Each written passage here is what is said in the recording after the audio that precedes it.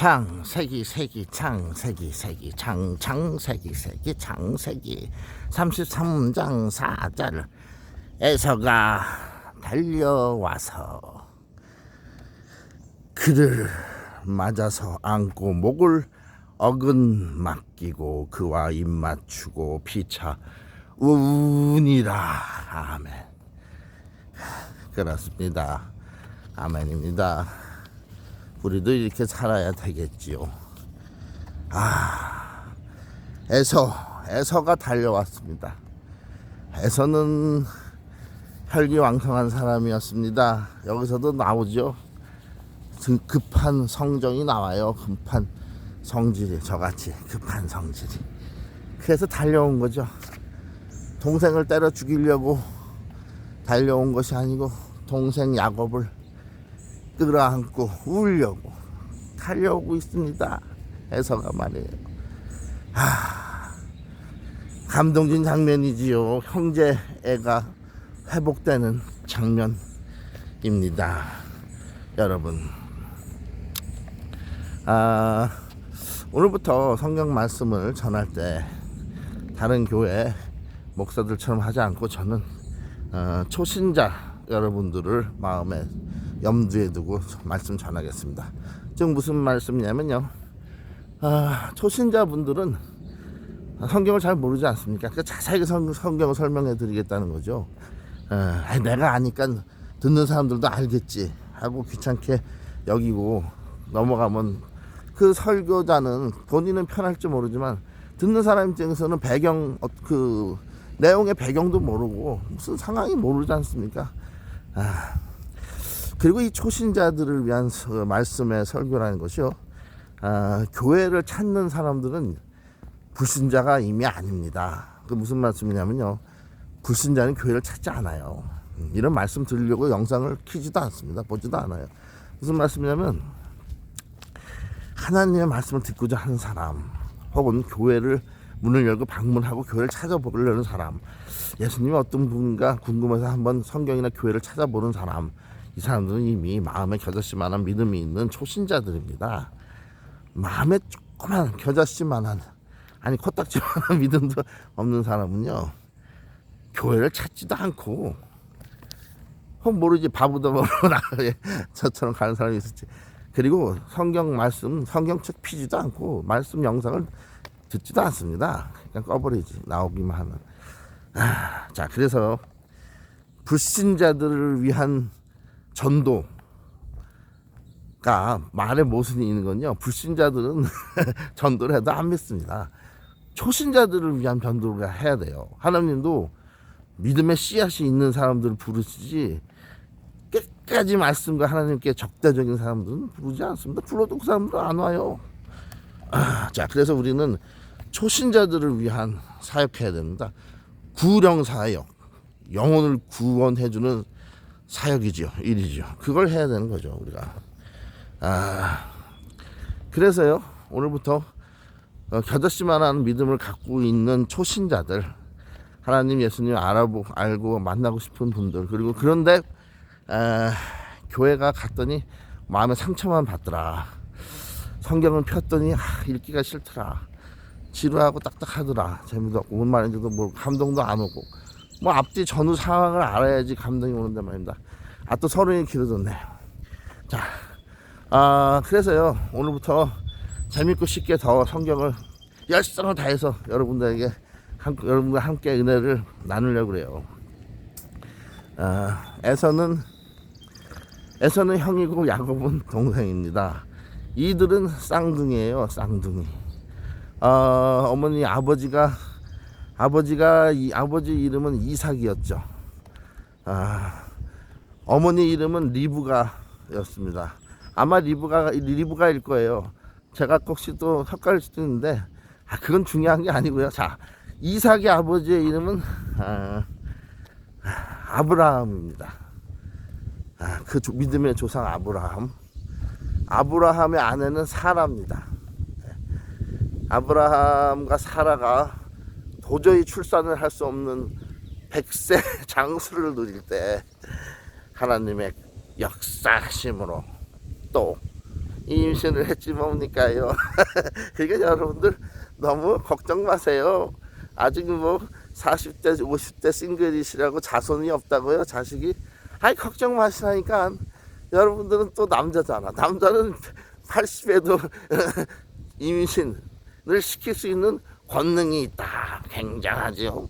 그러나 여성분들은 40대 50대가 되면 조금 늦었다. 빨리 분발을 해야지 자식을 가질 수 있다.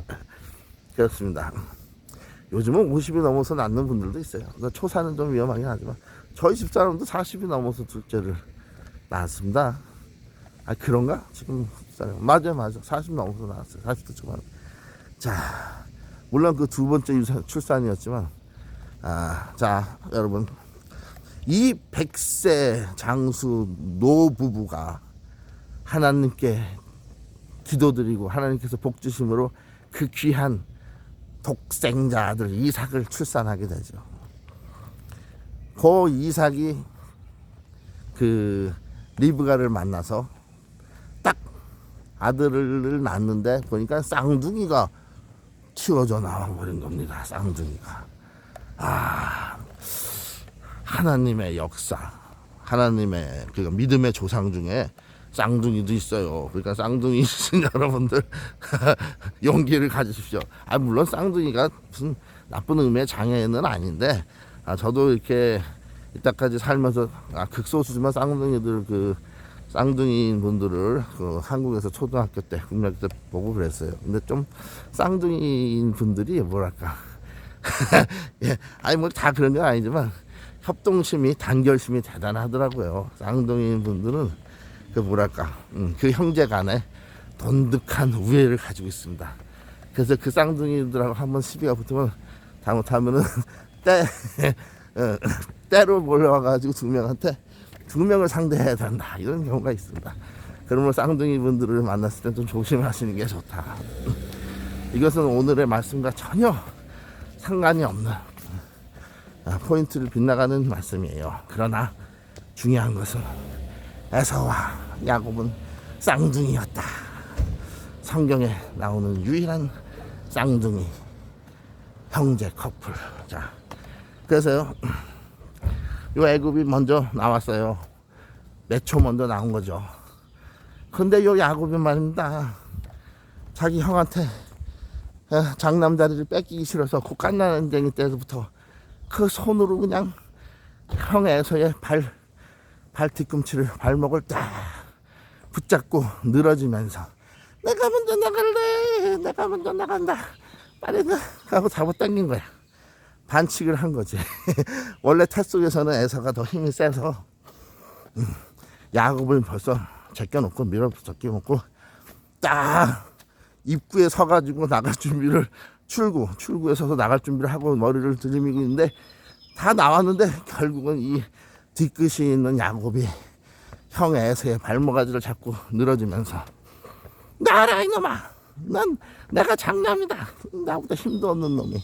그래가지고 결국은 에서가 태어났다 먼저. 그래서 야곱은 억울하게도 분하게도 차남이 됐다. 그게 뭐가 이렇게 억울하냐고요? 여러분들은 좀 모르시면, 그러니까 성경을 모르시면 좀 이 광대의 말씀을 들어보세요.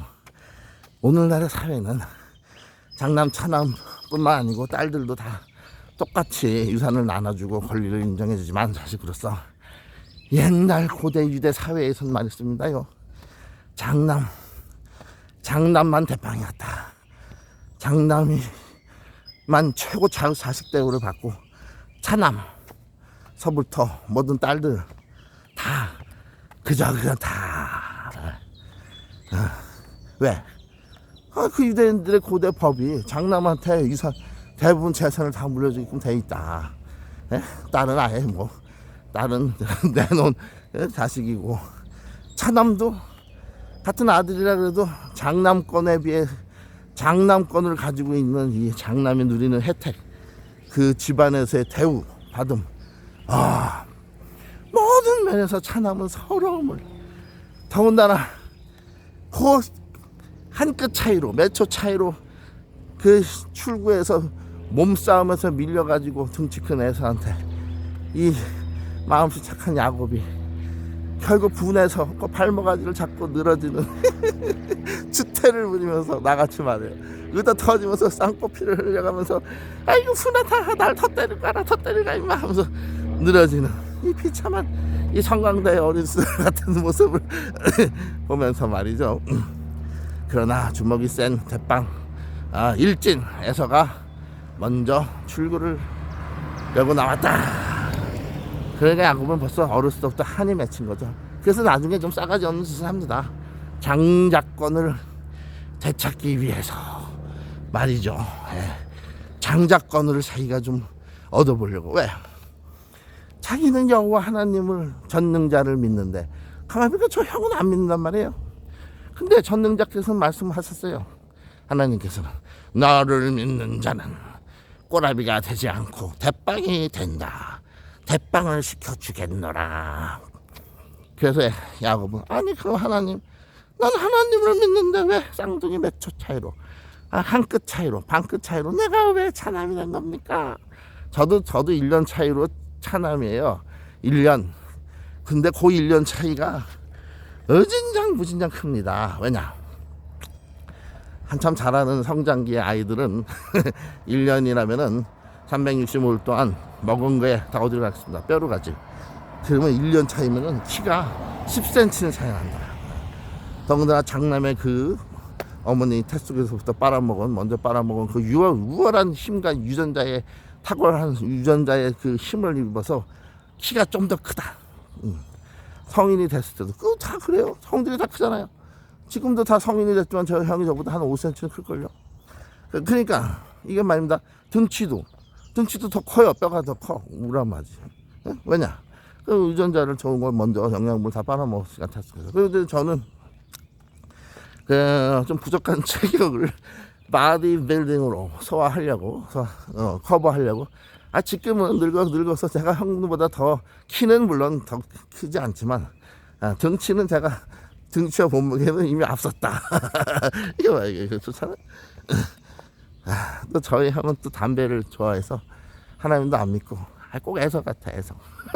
요 영상을 보면 우리 형이 그래 내가 회개하고 네 말처럼 이제부터 하나님을 믿어야 되겠노라 이러면 얼마나 좋겠어. 그렇게 될 수도 있죠. 하나님에게는 불가능이 없으니까요. 자, 그래서 말입니다. 이 억울하고 분한 야곱은 전능자 야훼 하나님을 믿음으로써 즉 할아버지의 그 아브라함 할아버지의 그 믿음을 물려받은 거죠. 장자에서는 할아버지 아브라함 그리고 아버지 이삭의 믿음을 물려받지 못했습니다. 그러나 요 약은 똑똑한 지혜자 야곱이는 그 야곱이란 이름의 뜻이 그래요. 좀 속이는 자, 얍삽한 놈, 사기꾼, 요런 간사한 놈, 요런 뜻이 있습니다. 야곱 빠진 놈. 야곱, 제이콥이란 이름의 말이에요. 여기 미국에서도 제이콥이라는 이름을 쓰는 애들이 많아요. 남자애들이. 근데 그 제이콥 하면 좀 얍삽한 어감이 그렇잖아요. 제이콥. 뭐 마약 딜러상 같고. 그래서 저는 제 아들들 이름을 케빈 다니엘로 줬는데 큰애 낳을 때 믿음이 헬레레하고 파킹맨 하고 있었거든요. 파킹맨 식당 순댓집 서울 순댓집 파킹맨을 하고 있었는데 맨날 순대 하나 처먹고 그러다 보니까 정신이 헬렐레 해가지고 믿음의 조상들 성경에서 이름을 따오지 못하고 동료 파킹맨 하는 어떤 형님이 있었어요. 한 10살 나이가 많은. 근데 독신이야. 그 사람이 노총각이야. 나는 10살이 어린데 이제 결혼해서 애기를 출산할 때가 된 거죠. 그 형님하고 이제 파킹장에서 심심해서 노가리를 까다가 형님 나 좀 있으면 큰아들을 낳는다요. 야 그러지롱 그러면서 이 자식이 날 약 올려. 그런데 형님 그러다가 이름을 어떻게 지면 좋을까요? 그때 그 형님이라는 사람이 심통이 났나 봐. 내가 좀 약을 올렸거든. 야 케빈이라고 해라. 요즘 케빈 코스트너라는 영화배우도 있잖아. 얼마나 남자답냐 케빈이. 그 내가 거기 혹해가지고 그래서 케빈이라고 진짜 뭐예요 케빈. 아유 멍청하게. 그 조언을 받아도 좀 믿음의 선배한테 받았어야 되는데 가서 파킹맨한테 조언을 받아가지고 우리 큰애가 이름이 케빈이 된 거예요. 성격에 그 좋고 좋은 이름도 많은데 다니엘도 있죠. 뭐 저기 뭐야 데이빗도 있죠. 피러도 있죠. 베드로 또 폴도 있지. 근데 그런 걸 다 그래서 이름을 그렇게 써서 그런지 큰애가 조금 뭐랄까 믿음으로 그냥 충만하고 이렇게 되는데 조금 믿음 면에서 헬렐레. 물론 걔 속마음은 제가 모르지만 별로 하나님의 일을 할 것 같지 않다 이거죠. 내가 너 하나님의 종대라. 너 하나님의 일을 하면서 살면 좋다. 싫은데요. 에이씨, 그럼 너 짭이나 잡을 수 있겠냐? 너 라면도 못 끓이는 놈이 막. 걔는 얌전하긴 해요. 지 엄마 닮아서 술 담배도 안 하고 머리도 좋은데 너 짭이나 잡을 줄 모르겠다. 그러니까 뭐 걔가 지금 그러고 있습니다. 집에만 있어요. 가끔 친구만 영화나 보러 다니고. 그래도 술 담배 안 하는 게 어딥니까? 또 이거 좀 얘기해서 빗나가는데 근데 둘째 놈은 제가 이름을 걔가 지금 10살이잖아요 11살 돼가는데 그때는 10년 전에는 제가 믿음이 그래도 확고하게 박혀있을 때 아니겠습니까? 뜨거울 때 그 이름을 그냥 다니엘로 탁 져버렸죠. 다니엘, 믿음의 용사, 지혜에 충만한 선지자와 지도자, 리더 다니엘. 그리고 얼마나 그 다니엘 어감이 좋습니까? 귀엽고 다니엘. 그랬더니 요 놈은 말이에요. 사람이 이름 따라 간다니까요. 요 놈은 진짜 싹이 틀려. 어린 놈이 어제도 저를 1시간 넘게 주물러줬어요. 아주 쫓아다니면서 주물러줘. 내가 이렇게 걸어 다니면 뒤에 쫓아와가지고 엉덩이 빤스를 내리고 반쯤 내 빤스를 엉덩이 긁으면서 쫓아온다니까요. 야, 내가 감동감화를 해가지고 너 갖고 싶은 게 있냐? 이때 물고기. 야, 너 애가 10살인데 무슨 물고기 장난감이냐? 근데 얘가 베이비예요. 베이비. 애기야 애기. 그냥 알았다. 아빠가 사주마. 크리스마스 때 사줄게. 그럼 6개월 남았다. 그러니까 얘가 6개월도 참겠대. 그럼 너 6개월 동안 아빠를 잘 주물르고 긁을 수 있냐? 주물러주고 긁어주겠대. 그냥 엄청 열심히 긁는 거야 어저께부터. 그리고 장난감 갖고 싶어서. 그 내가 누굽니까? 그리스도인 아닙니까? 예수님의 그 긍휼히 여기는 마음인데 자식놈이 그걸 갖고 싶다고. 지가 갖고 놀 장난감도 아니에요. 3살 5살짜리 애들 갖고 놀는 장난감. 그걸 사달라고 그러는데 그게 또 40불이 넘어요. 이베이에서 파는 건데. 그래서 내가 안 사주려고 했어. 너 공부도 잘 못하는 놈이 공부를 하지. 그러려고 그러는데 그냥 궁뎅이 긁죠. 발바닥 마사지 해주지. 그냥 온몸을 전신을 긁어주고 쫓아다니지. TV 보고 소파 앉아있으면 주물러주지. 잠잘 때도 쫓아와서 주물러주고 있어. 긁어주고 있어. 내가 너무 감동감을 해서 너는 크게 될 놈이로다. 넌 진짜 크게 될 놈이야. 효자로구나. 넌 하나님한테도 공경하고 효자할 놈이다. 넌 됐다. 너 아빠가 크리스마스 때 사주려고 그러는데 조금 단축시켜주마. 그러니까 얼마나 빨리 사주겠냐. 아니 네가 하는 거 보고 열심히 하면 뭐 한 달에도 사줄 수 있다. 그랬더니 그때부터 엄청 쫓아가면서 긁어서 너무 편한 거 있잖아. 너무 시원하고 잘 주물러요. 잘 긁어주고 등어리만 긁어주는 게 아니에요. 팔, 다리, 엉덩이까지 다 긁어줘. 그래가지고 얘 쓸데없는 애 말해서 죄송합니다. 이거는 시청 시간을 끌려고 이러는 게 아니고 이제 내가 초신자들을 위해서, 초신자 여러분들을 위해서 그 겨자씨만한 믿음을 확 쌓기 위해서 아주 자세하게 소상하게 한 2-3시간 말씀을 전해야 된다. 이거죠. 그래서 말입니다. 우리 애는, 둘째 애는 하나님의 종으로 잘하면 키울 수 있을 것 같아요. 왜냐? 그런 싹이 봅니다. 싹이. 너무 나이에 비해서 너무 순수하고 우리 두 애가 다. 근데 이제 작은 애는 좀 더 적극적으로 이 아버지에 대한 사랑을 표명한다. 엄마 보면 인사도 안 해요 아침에. 근데 아빠를 침대도 내 침대에서 같이 자려고 잔다니까요. 그놈이 어렸을 때 엄마만 쫓아다니는데 이제 점점 커가면서 아빠만 쫓아다녀요. 그리고 아침에 일어나면요 딱 나한테 와 벌써. 그래서 알로 하 하고 인사를 해요. 그 하할 때 브리드 아웃, 숨결을 내뿜어야 된다. 입냄새가 날 정도로 상대방에게. 그랬더니 맨날 내 앞에 와서 알로 하 해가지고 냄새가 나 죽겠어. 이놈이 또 이빨이 썩어가지고. 근데 얘가 말이야 엄마를 딱 마주치면 그거 쳐다도 안 보고 지나가. 오늘도 아침에 소파에 지 엄마가 앉아있는데 2층에서 내려왔어, 다니엘이. 근데 지 엄마를 소파 앉아있는데 그 앞을 딱 지나가면서 나 아빠 있는 쪽은 내가 부엌에 있었거든. 나 쪽으로 걸어오면서 지 엄마를 쳐다도 안 보고 싹 걸어간 거야. 나한테는 알로하 하고 와서 하고, 엄마가 성질 난 거지. 야 임마, 너 임마 엄마를 보고 쳐다도 안 봐 임마? 인사하는 거 사고 쳐다도 안 봐? 어? 그래 내가 속으로 그걸 보고 얼마나 기특해요. 서로 다른 애들은 밥 차려주는 엄마만 최고라 그러는데 요 놈은 밥 차려주는 건 엄마가 차려줘요. 잘 먹여줘 아주 떠서 입에. 근데도 아빠만 쫓아가. 아빠는 심부름이나 시키고 등이나 긁으라고 그러고, 응? 마사지 안마나 하라고 주무르라 그러는데, 근데도 그 희생을 조금만 1시간씩 주무르고 그러거든. 잠잘 때부터 아침에 일어날 때 얼마나 기특합니까. 그래서 내가 넌 잘하면 하나님의 종이 될 수 있을 것 같다. 걔도 또 차남이잖아요.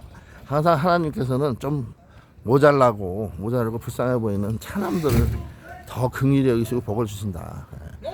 장남은 이 세상에서 누릴 걸 다 누려서 좀 부족할 게 없잖아요. 깜짝이야. 쟤네들이 스페니쉬인데 일을 좀 합니다. 지붕에, 미국은 저렇게 지붕을 저렇게 하는 거예요. 지붕 다 뜯어내고 새로 까는 거예요. 지붕에 한국 기구로 말하자면 기어장 같은 거, 빗물 사지 않는 그런 거 많이 합니다. 자, 여러분. 그래서요, 에서는 다혈질이고 성질이 급하고 외향적이고 집 밖에서 친구들하고 사냥하면서 놀고 성격도 활발하고 남자답게, 한마디로 좀 대범하다고 할까요? 담대하고. 근데 반면에 요 차남 야곱은 말입니다.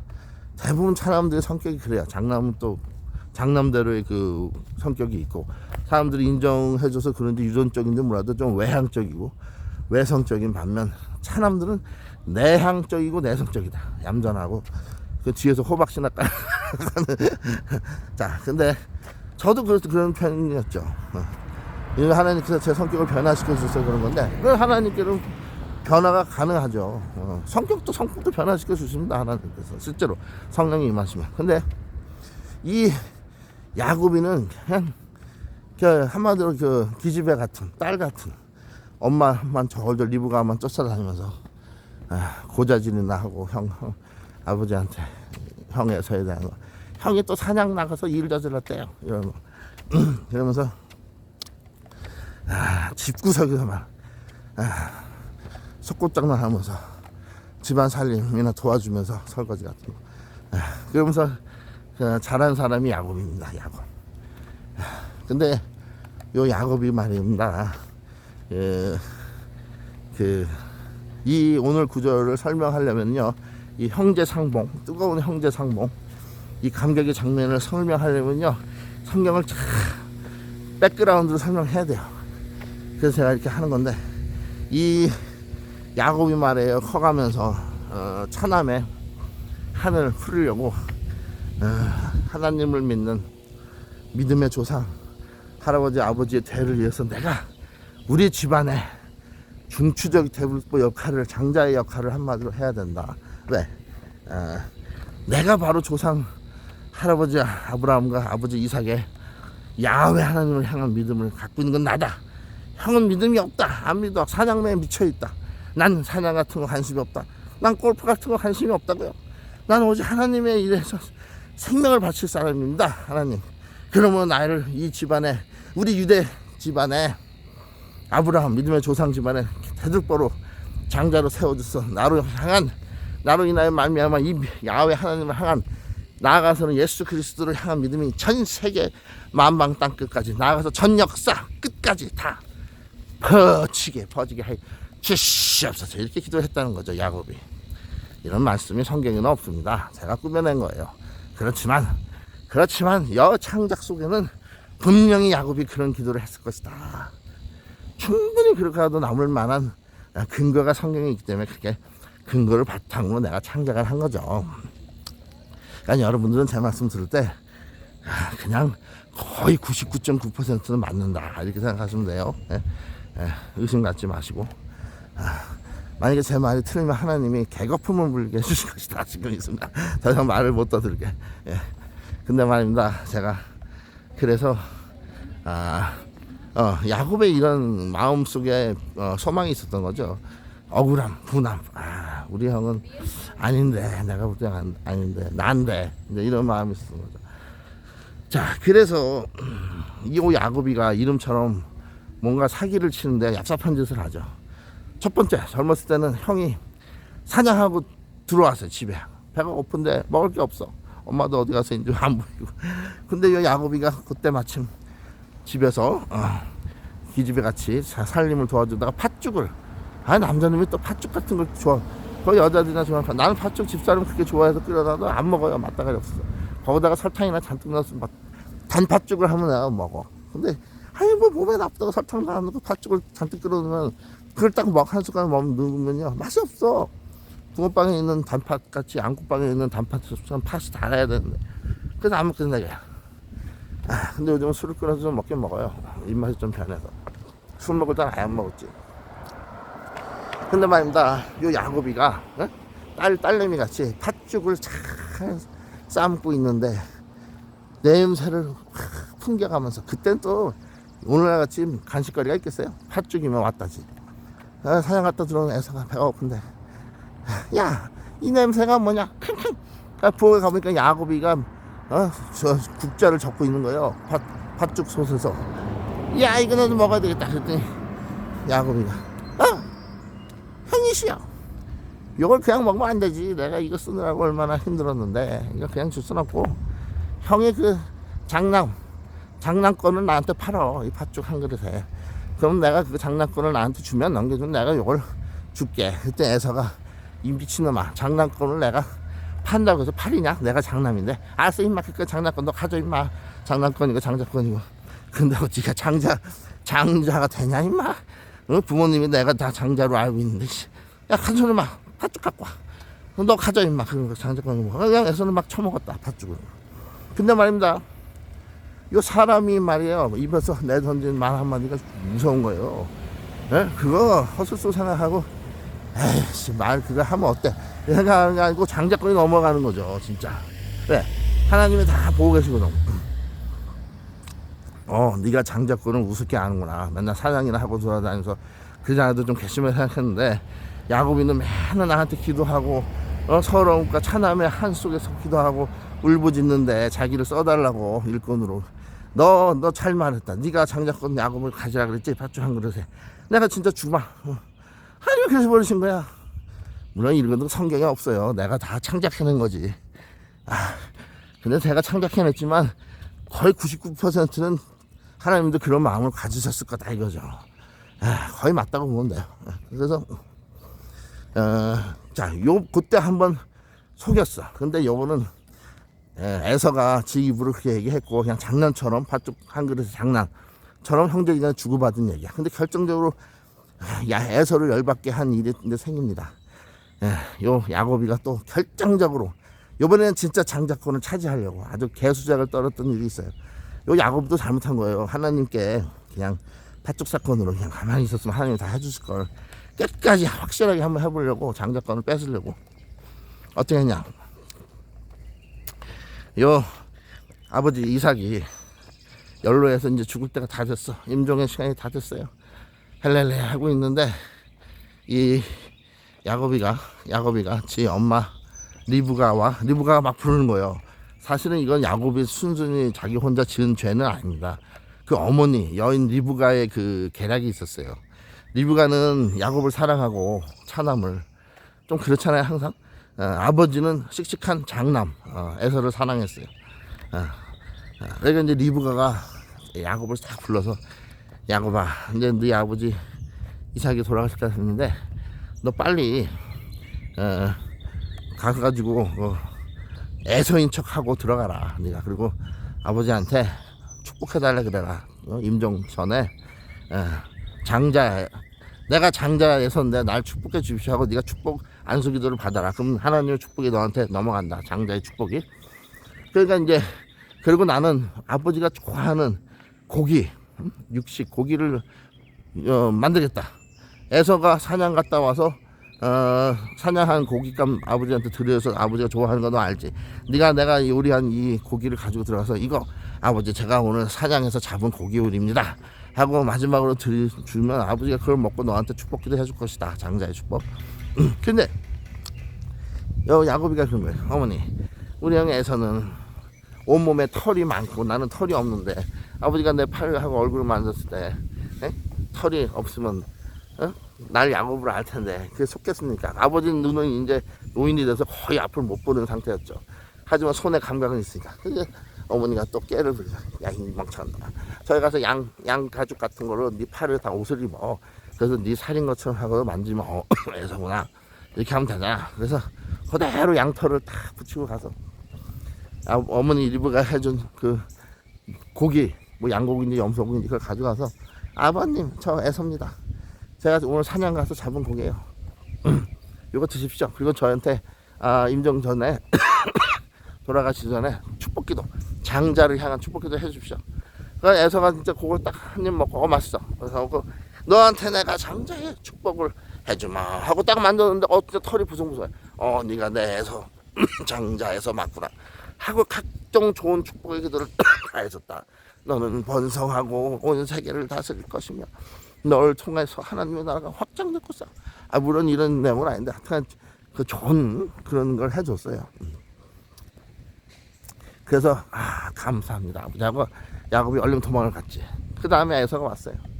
에서가 왔는데 딱 들어가서 아버지 저 에서입니다. 이제 돌아가시는 저한테 축복기도 좀 해주세요. 그랬더니 얘마 이미 너 해줬잖아 좀 아까. 난 안 받았는데 너 아까 좀 아까 그 야곱이가 너인 척하고 와서 해줬구나. 아이고 안 됐다. 난 벌써 지도를 해줬는데 이미 내뱉은 말을 어떻게 쏟아부은 물을 쓰고 담을 수도 없고 안 됐구나. 그래서 에서가 분해가지고 아버지 그래도 나 또 다시 한번 좀 축복기도 해주십시오. 야 너를 위해서 별 해줄 말이 없다. 이거 다 해줬어. 축복기도. 그랬더니 에서가 그래도 축복을 안 빌어준 내용도 있지 않겠습니까? 그걸 날 좀 저를 위해서 그거 좀 빌어주세요. 기도해주세요. 축복기도. 그때 다 해주고 남은 게 있다면 그냥 넌 대충 살아라 임마. 그냥 일용할 양식이나 굶지 않게 달라고 하면 된다. 그 기도는 안 해줬으니까 너 그거 해줄게. 그러니까 예서가 이제 열통이 터진 거지. 왜 나는 내가 장자인데 나는 굶어 죽지 않잖아. 이런 기본적인 축복기도를 해주기 도저히 참을 수 없다. 도저히 참을 수 없어요. 이 야구 이 새끼 어디 갔어? 내가 이 놈을 칼로 죽여버리겠다. 근데 아버지가 이제 살아있으니까 돌아갔으면 죽여야지. 그 살인의 마음을 품었다. 에서가. 그 야곱이 그걸 알고 짐을 싸가지고 도망을 갔습니다. 어머니가 가르쳐준 대로 저기 외삼촌 집을 찾아서 이제 거기서 야곱은 가정을 레아라는 첫 아내와 또 라헬이라는 둘째 아내를 맞이하고 그 중에서도 예쁘고 자기 마음에 드는 아내는 라헬이었다는 말이죠. 라헬. 그래서 라헬과 가정을 꾸미게 되는 야곱. 너무 더워서 탈 것 같아서 제가 들어왔습니다. 자, 집에 들어왔는데요. 그래서 야곱은 도망을 갑니다. 먼 지방 외삼촌이 있는 곳으로. 거기서 두 하녀 첩을 즉 4명의 부인을 거느리고 많은 자녀들을 거느리게 됩니다. 그리고 세월은 어느덧 20년이 지납니다. 20년이 지난 그때에 야훼 하나님의 음성이 있어서 야곱아 네 야훼시여 나의 하나님이시여 내가 여기 있나이다 말씀하시옵소서 준행하겠나이다. 그러니까 야훼 하나님께서 너는 너의 식소를 데리고 너의 고향 너의 아버지 이삭의 집으로 형의 에서가 있는 곳으로 가서 살아라. 하나님 가면 에서가 나를 죽일 텐데요. 형이 제가 사기를 치고 왔습니다. 걱정 말고 가라. 내가 네 사기죄를 용서했다. 마치 제가 목사 사칭을 하고 제 나름대로는 타당하다고 생각하고 목사 사칭하고 돌아다니다가 망한 것처럼, 그때 그러나 하나님께서는 광대야 너의 사기죄를 용서했노라. 이제 진짜 사기치지 말고 순수하게 진실되게 정직하게 성실하게 나 야훼 하나님과 너의 구주 예수 그리스도를 위해서 보혜사 성령함과 함께 나의 영과 함께 일하거라. 아멘. 알겠사옵나이다. 이렇게 했다는 거죠, 제가. 자, 그래서 야곱이가 알겠습니다. 야훼 하나님. 내가 죽을지언정 하나님 명령을 불순종할 수 없습니다. 준행하겠나이다. 순종합니다. 하고 식솔들을 데리고 그 20년 동안에 야훼 하나님께서 이 빈 털털이 맨몸에 알몸에 야곱에게 부어주신 놀라운 축복, 즉 양떼와 염소떼와 가축떼와 많은 아내와 자녀들을, 하인들을, 모든 식속들을 거대한 한 무리를 이끌고 일 홀홀 단신으로 그 외삼촌 이름이 라반인가? 그 외삼촌 집에 가서 개고생을 한 뒤에, 요 라반이라는 영감도 보통 영감이 아니에요. 야곱보다 한 수 위야. 사기의 그 레벨이 더 전문가죠. 그래서 야곱이 사랑하는 아내, 동생 라헬을 달라고 했더니 레아, 우리는 언니를 먼저 출가시키는 게 우리의 법이야. 그러면서 레아를 주고, 그 다음에 또 그다음에서야 또 몇 년 부려먹고 라헬을 줬죠. 근데 결국은 자기 딸 둘을 다 야곱한테 줬어요. 그 라반이. 그 사람도 좀 얼마나 야곱은 장땡입니까? 거기서 마누라를 넷이나 얻고. 제가 옛날에 태어났으면 아마 한 12명 정도. 이거 이러면 안 되지. 이거는 그냥 어디까지야 농담이지. 제가 어디 그렇게 했습니까? 자, 그래서 어떤 간에 옛날에 믿음의 조상들은 다 이렇게 철을 많이 거두었다. 바로 그 성경의 그 이야기 때문에 오늘날도 다른 건 다 순종 안 하면서 또 그것만 그렇게 따라서 하는 사람도 있어요. 철을 일부 다처제가 맞다. 성경의 믿음의 조상들은 다 일부 다처 아니었냐. 나도 부인을 많이 거느려야 된다. 이것은 지극히 성경적이다. 이런 개주장을 하는 사람들이 많이 있어요. 분명히 하나님께서는 일부 일처제를 신약 성경에 주셨는데, 그러니까 구약 시대에 있었던 걸 오늘날까지 갖고 오면 안 돼요. 그건 어디까지나 구약 시대의 얘기죠. 유대사회에서.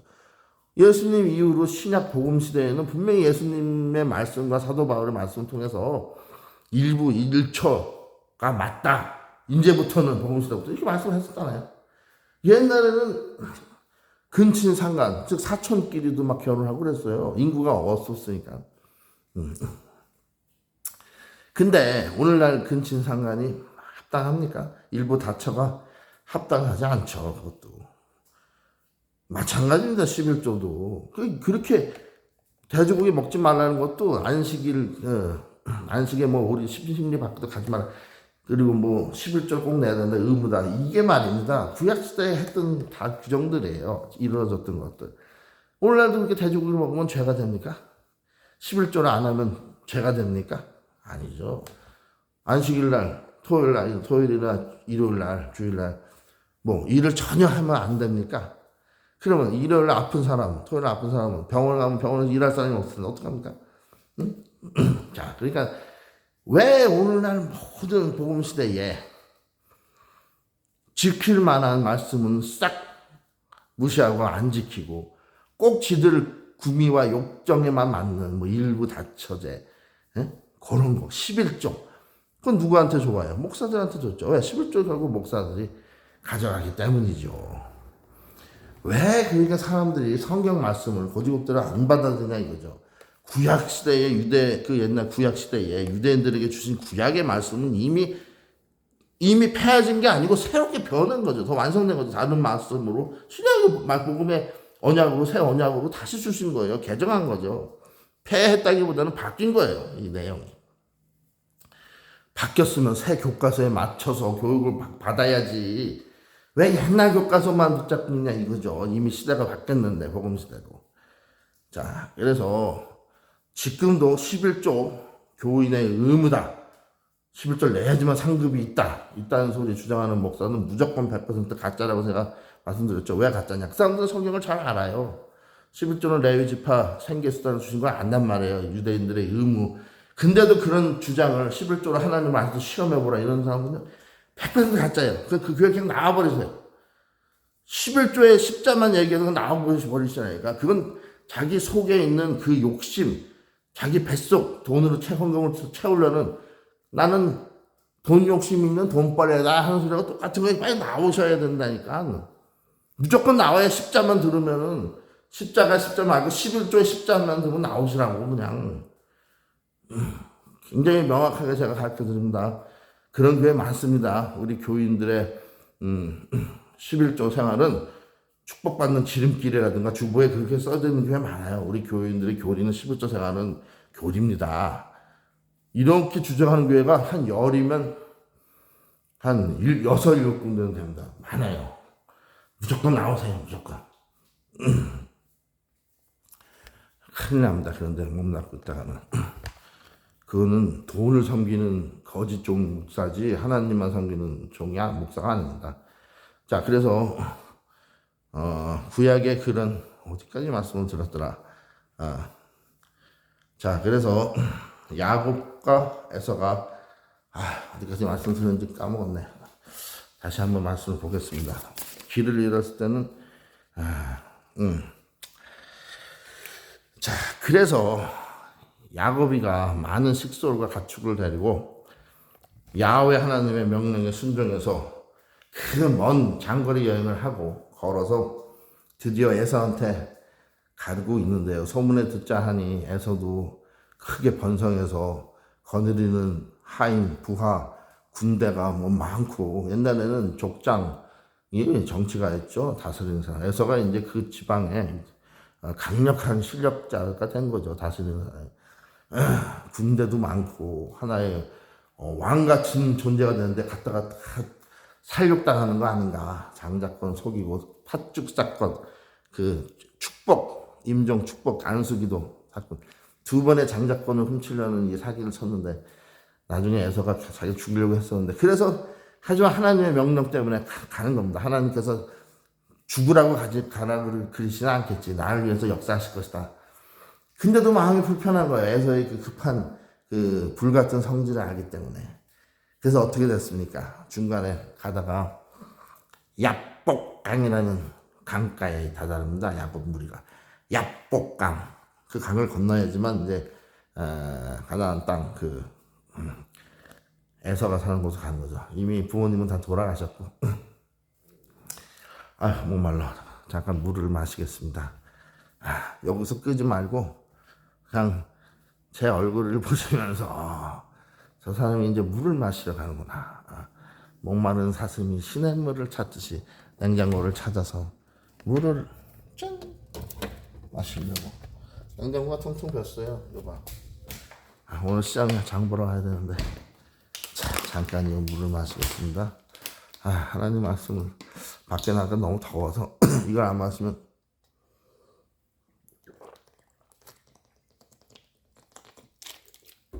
또 개거품을 올 수 있으니까.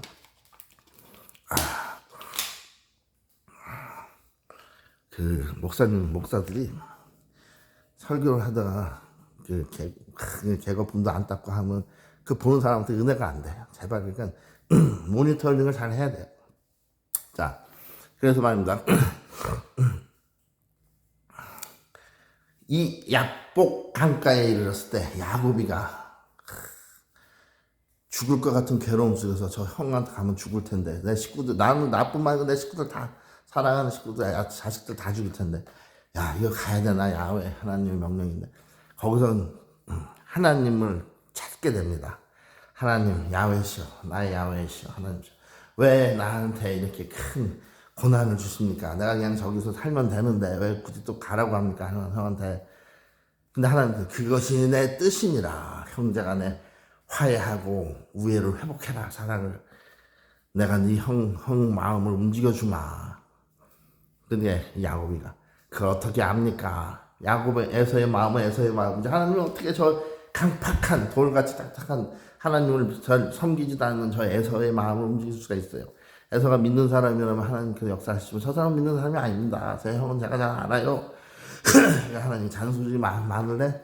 너 나하고 지금 씨름하자는 거냐? 나하고 싸우자는 거야? 야곱이가 아이 그래 한번 해봅시다. 그래서 야곱이가 하나님과 씨름을 하게 된다. 실제로는 하나님의 사자지요. 성경학자마다 의견이 분분합니다. 그 야곱이 씨름한 하나님의 사자가 예수님이었다고 주장하는 사람도 있어요. 그러나 나는 그렇게 주장하고 싶지는 않고 또 성령이었다고 주장하는 사람도 있어요. 그러나 나는 또 그렇게 나는 주장하고 싶지 않습니다. 그러면 저는 어떻게 그것을 받아들이냐? 하나님께서 직접 씨름하신 거나 다름없어요. 야곱하고. 왜? 1대1로 야곱의 기도 중에 너 나하고 그러면 너가 나를 명령을 어기고 네가 이길 수 있을 것 같으냐. 그래서 하나님의 보내신 사자 심부름 또 천사일 수도 있죠. 중요한 건 근데 그게 누구냐가 중요한 게 아니고요. 하나님 즉 예수님 본체가 본인이 하나님께서 야곱과 씨름을 하셨다는 거죠. 약복 강가에 서서. 실제로 야곱이 그 꿈이 아니고 실제로 그런 걸 했다는 거예요. 어떤 사람과 성경에 보면 나옵니다. 실제로 그 어떤 나그네를 만나서 하나님이었다는 거죠. 하나님과 씨름을 했는데 이 하나님의 그 사자가 하나님께서 야곱을 이길 수 없다. 그 야곱이 굉장히 강하다라고 인정을 하고 야곱의 엉덩이 뼈를 쳤다.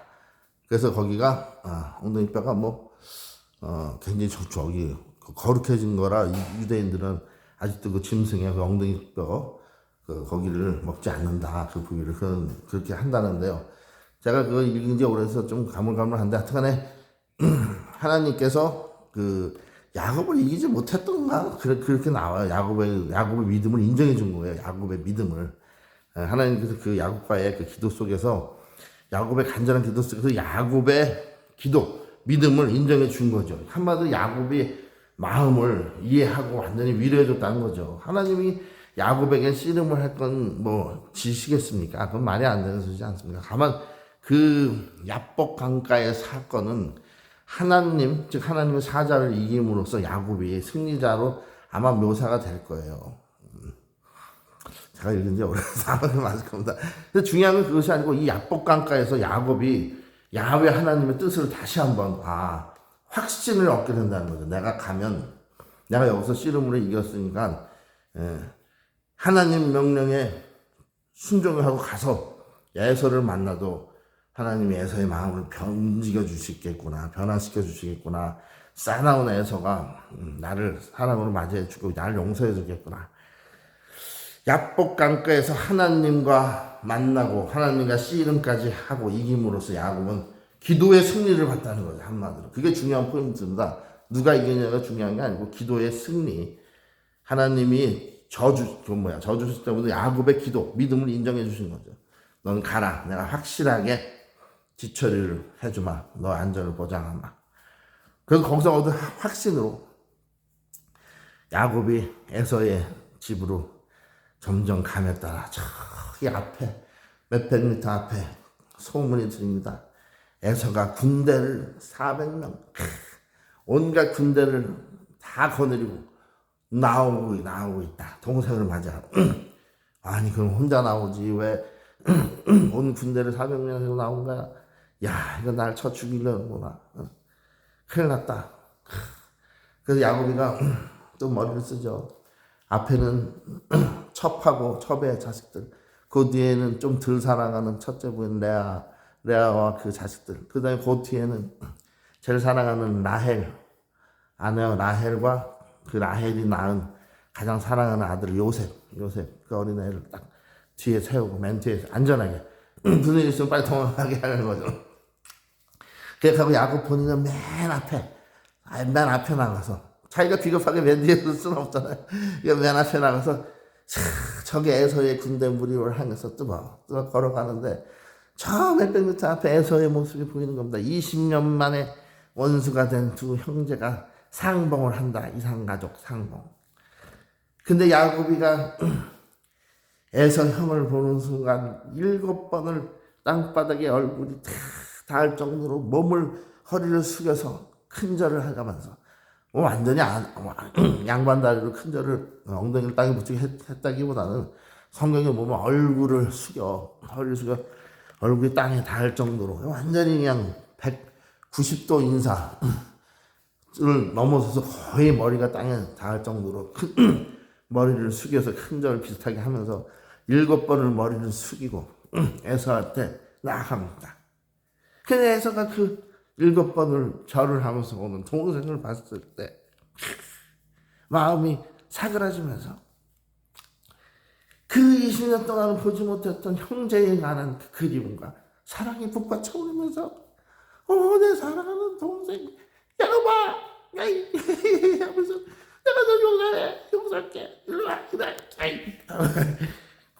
꽉 껴안고 목을 으스러지게 껴안으면서 눈물을 이렇게 흘려가면서 저처럼 피차운이라 두 형제가 그러고 울었다 이거야. 저처럼 이게 왜 저한테 와닿냐면 저도 쌍둥이 형은 아니지만 한 살 위로 연년생 형이 있단 말입니다. 그 스토리도 비슷해요. 형은 밖에서 돌아다니는 걸 좋아하고 나는 집에서 딸내미처럼 엄마 뒷공이나 쫓아다니니까 또 믿는 것도 또 비슷해. 나는 믿고 형은 안 믿고.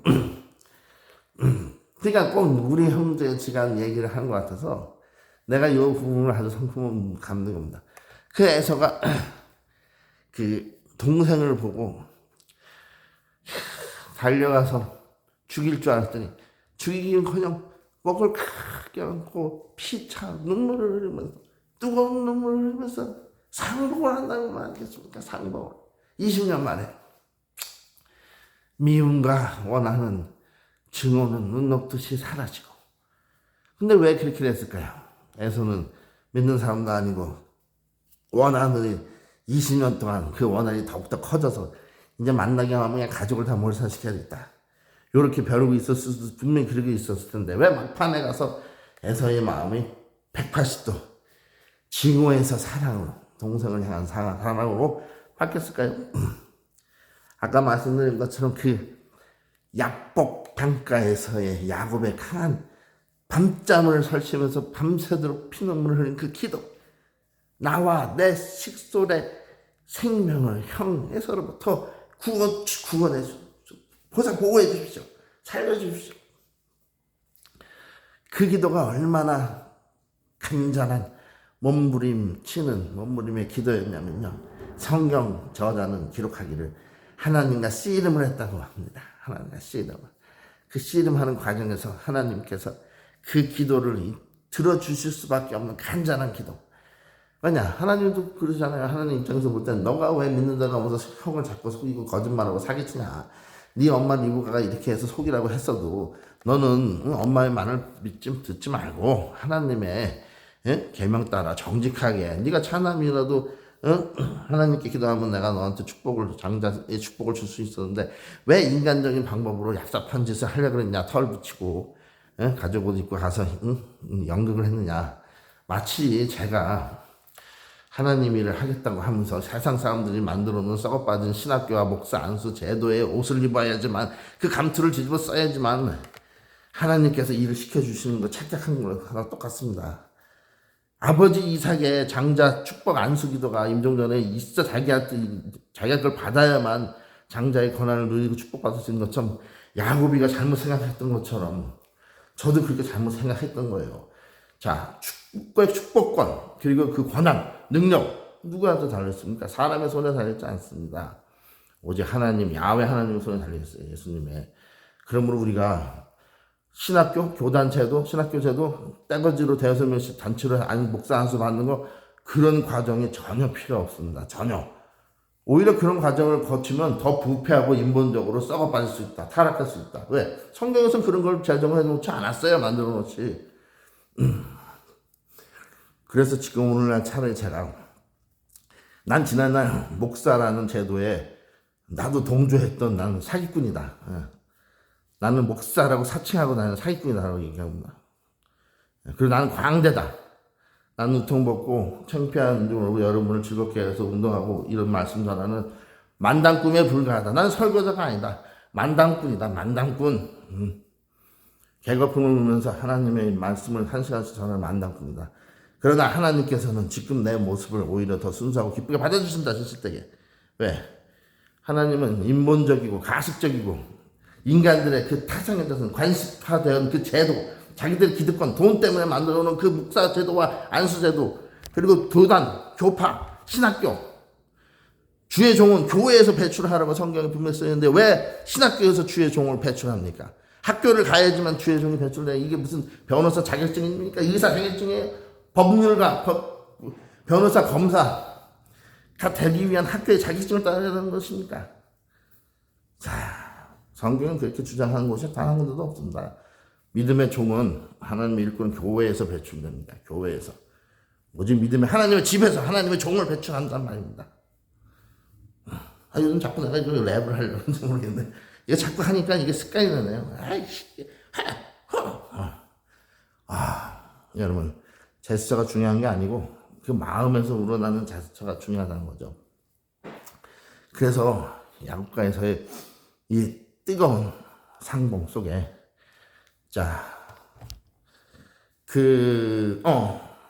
야곱의 그런 지난날의 사기가 하나님 보시기에도 옳은 거야 아니죠. 정직하지 못하고 속인 거잖아요. 거짓말. 자기 어머니 여인 리브가의 그 얄팍한 잔꾀, 그 여인의 잔꾀에 동조한 거예요. 야곱이. 그런 것은 세상 방법입니다. 얄팍한 잔꾀. 그런 건 세상 방법이에요. 그런 잔꾀는. 하나님의 방식은 막가파의 방식입니다. 막가파. 무조건 불도처럼 밀고 나가는 거예요. 말씀 하나 붙잡고 다른 사람들은 다 안 될 거다. 제가 그 당시에 하나님이라고 교회 한다고 그럴 때 주위 사람들 그랬어요. 저 친척들도 그렇고 목사라는 사람들과 사모라는 사람들 그랬어요. 저한테 친척들도 다 뭐라 그러냐면 네가 하나님이라 하면 좋은 신학교 가서 인정을 받아야지 사람들이 너 교회 오지. 네가 할 수 있을 것 같으냐. 너 그 형편없는 신학교 나오도 안 된다. 좋은 데 가야 된다. 그리고 안수를 좋은 교단에서 받아야지만 된다. 그래서 사람들이 널 인정해준다. 네 교회가 부흥할 수 있다. 다들 그렇게 얘기했어요. 그래서 내가 조금 믿음이 흔들리면서 진짜 그런가? 해가지고 그냥 아무 신학교나 그지같이 빨리 졸업할 수 있는데 그냥 나와버렸죠. 근데 어쩌면 그때 제가 그 사람들 말처럼 좋은 신학교, 유명한 신학교에 가서 제대로 그 모든 과정을 이수하고 안수를 제대로 교단에서 좋은 교단에서 받았다고 쳐보자고. 그러면 아마 어느 정도 교회 목회가 모양새를 갖추고 어느 정도는 성장했을지 몰라요. 왜? 담임 목사의 그 이력을 보면 이 사람 공부를 잘 좋은 데 신학교 가고 좋은 교단에서 안수 받았네. 된 사람이다. 사람들은 그걸 인정해주고 올 거 아닙니까? 그 내가 설교 연습하고 좀 어느 정도 좀 훈련받고 신학교 하면 될지 어느 정도 이루겠죠. 근데 그게 무서운 게 뭐냐. 그렇게 해서 어느 정도 모양을 갖췄을 때 어떤 생각이 들까요? 어떤 오류가 생길까요? 이것은 내가 좋은 신학교와 좋은 목사 안수와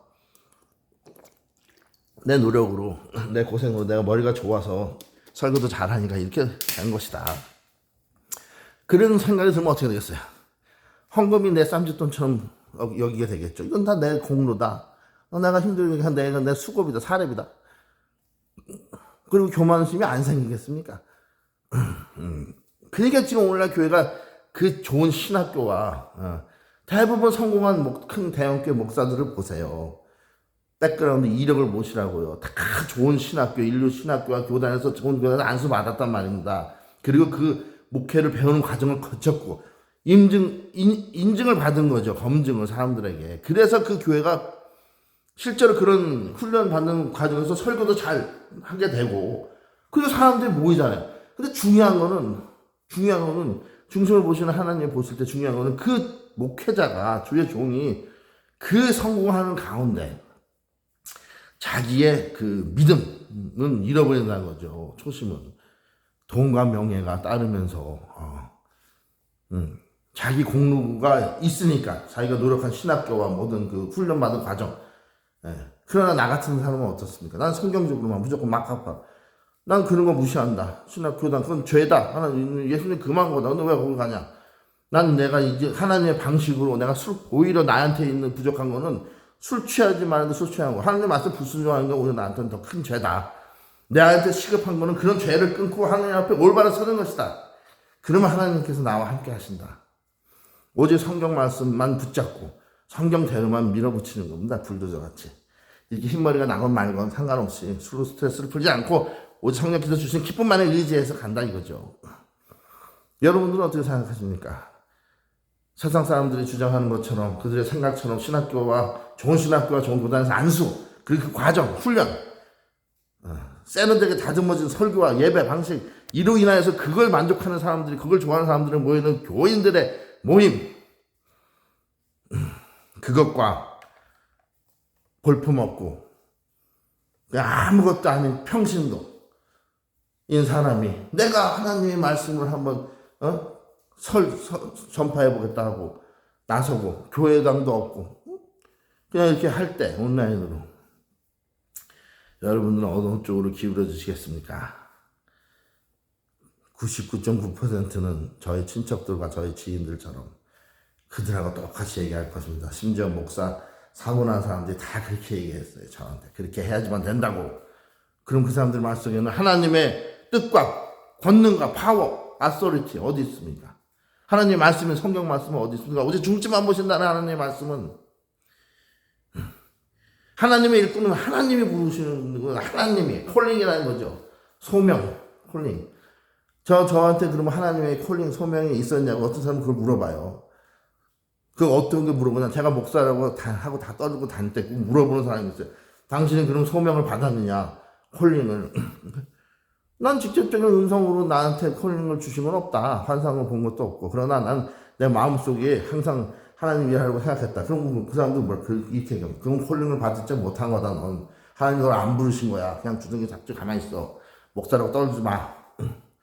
그 내가 속으로 너나 떠들지 마라. 네, 그러는데 지금은 확고한 생각이 있습니다. 하나님의 콜링, 소명 물론 있습니다. 중요하죠. 그러나 하나님의 콜링, 소명 그 사람들이 얘기하는 것처럼 환상적으로 음성을 계시라든가 이런 하나님이 주시는 직접 계시, 특별 계시, 콜링 하나님의 음성에 부르는 날 부르는 소리 메시지 이런 분명한 콜링, 소명이 없으면 넌 하나님의 일을 못한다? 그럼 제가 분명히 말합니다. 그놈은 사기꾼입니다. 네, 성경은 그렇게 얘기하고 있지 않아요. 성경은 누구든지 때를 맞든지 못 만나든지 믿는 자라면은 예수님을 따르는 자라면은 전도하라. 그리고 사랑을 행하라. 하나님 말씀을 늘 묵상하고 그 말씀을 나눠라. 그 말씀을 전하라 이거죠. 성경 말씀을 전도하라는 겁니다. 우리 성도들의 삶의 기본이 말씀과 기도와 찬양 예배여야 된다는 건 성경의 주장이에요. 그런데 아까 저한테 하나님이 일을 하려는 사람한테 목사고 그 사람은 큰 교회 목사는 그런 거 안 물어봐요. 왜? 그들은 먼저 얘기하니까 나는 이런 콜링과 이런 소명 특별 계시가 이런 나는 체험을 했습니다. 나는 소명 콜링의 체험을 했어요. 그렇게 먼저 떠듭니다. 주장을 해요. 꿈에서 했건 어떻건 했건 나도 그런 얘기를 만들어낼 수 있죠. 그러나 나는 거짓말 안 했습니다. 난 그런 적이 없다. 다만 항상 하나님과의 교류 속에서 뜨거운 마음을 하나님이 주신다. 그게 콜링 아니냐, 소명 아니냐, 그렇게 얘기하죠.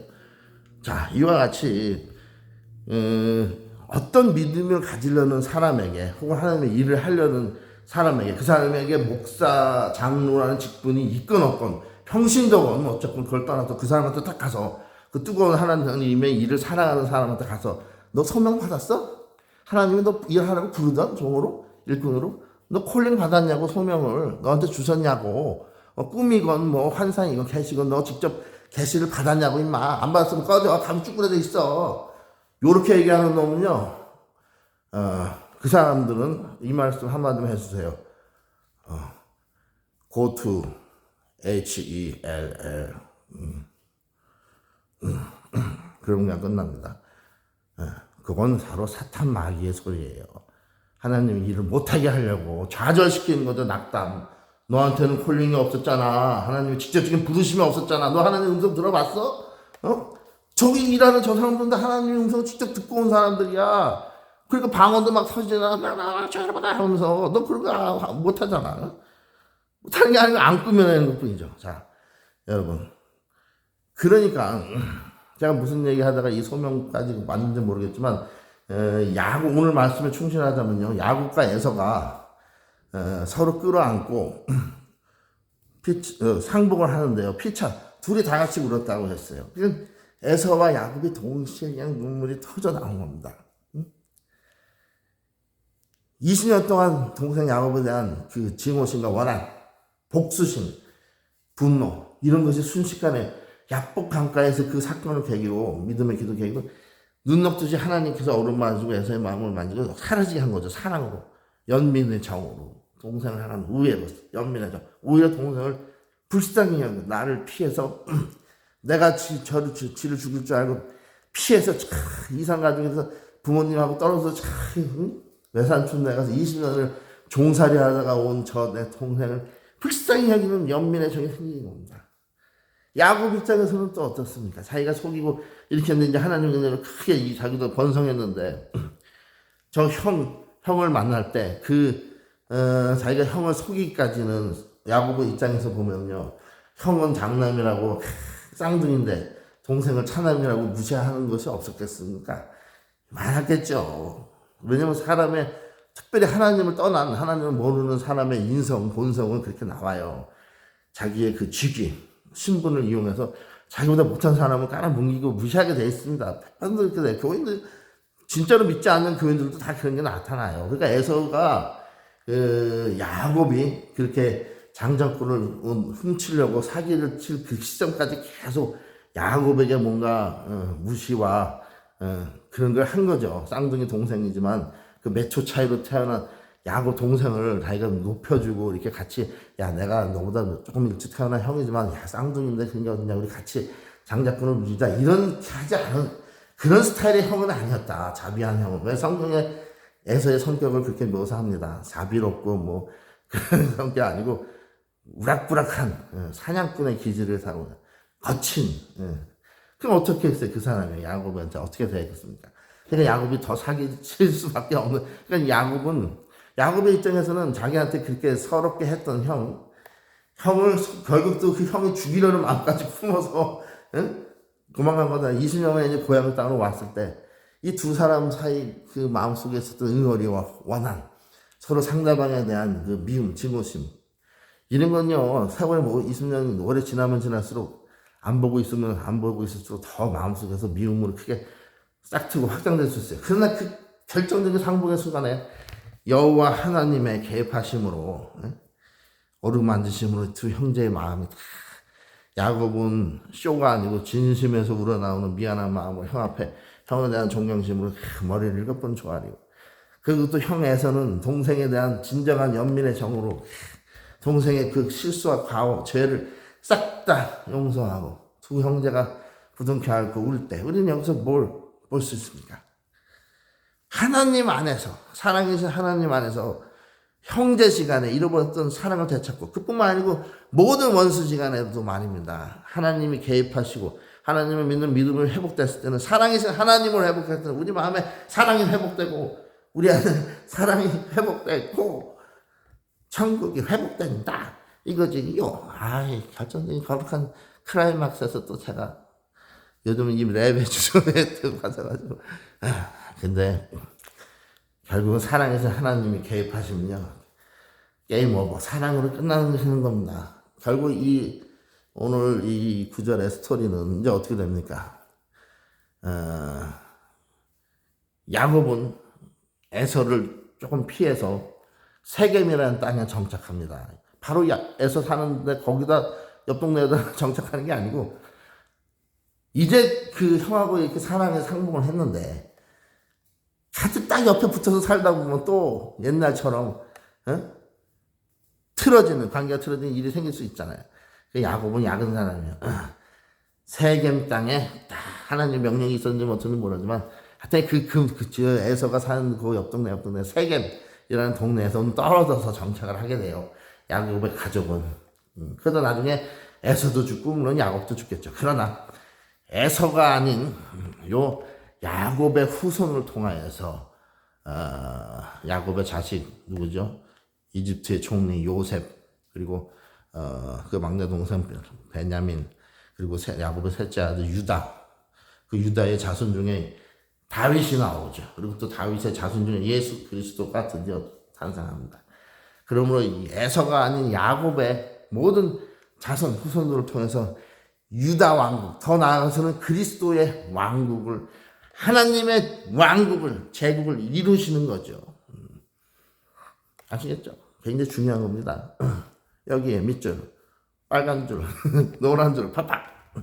자, 그래서 제가 오늘 이 구절은 사랑 회복이라는 큰 대사명 주제를 담고 있기도 하지만 하나님의 주관하시는 역사가 꼭 이루어진다는 것을 담고 있는 거예요. 아시겠죠? 한번 읽어볼게요. 다시. 이건 중요한 거예요. 다시.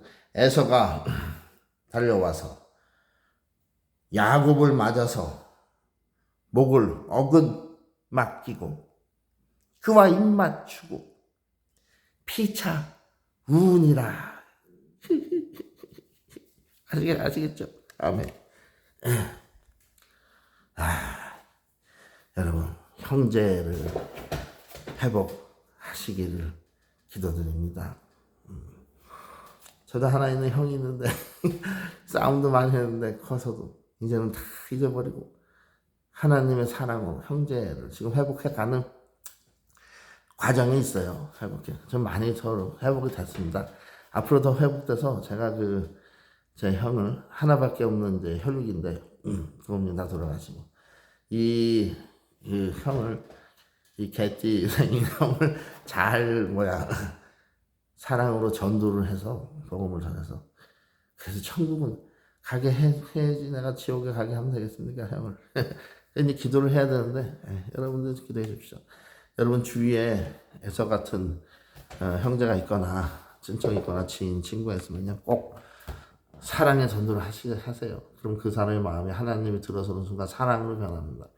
그러면 모든 문제가 해결되는 거죠. 자, 오늘 이렇게 말씀을 읽었고요. 또 다른 하나님의 컨텐츠로 여러분들을 찾아뵙겠습니다. 감사합니다.